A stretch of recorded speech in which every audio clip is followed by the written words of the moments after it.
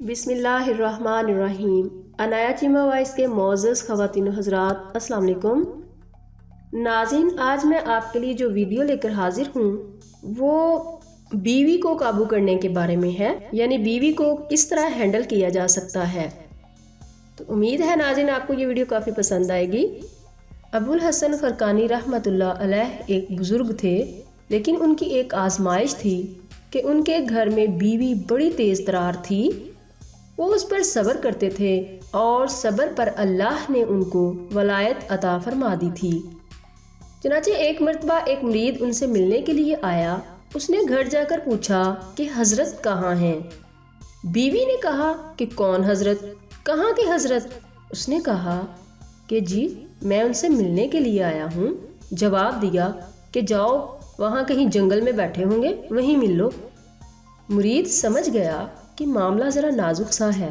चनाचे वो हजरत को मिलने जंगल में आया, मगर क्या देखता है कि हजरत शेर के ऊपर सवार होकर आ रहे हैं।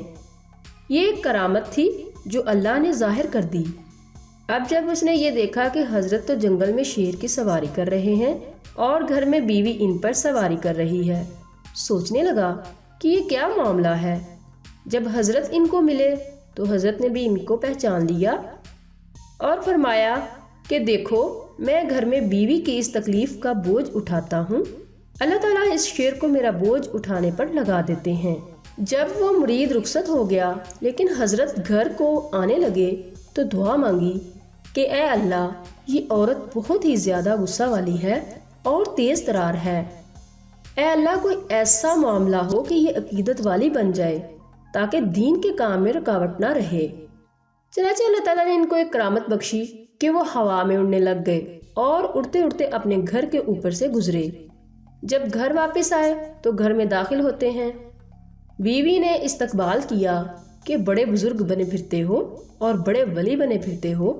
वली तो वो था जिसे मैंने आज हवा में उड़ते हुए देखा। हजरत ने उनकी बात सुनकर कहा कि अल्लाह की बंदी, वो मैं ही तो था जो यहाँ से उड़कर गुजर रहा था। मैंने अल्लाह से दुआ मांगी थी। जब बीवी ने ये सुना तो थोड़ी देर सोचकर कहने लगी, अच्छा आप थे?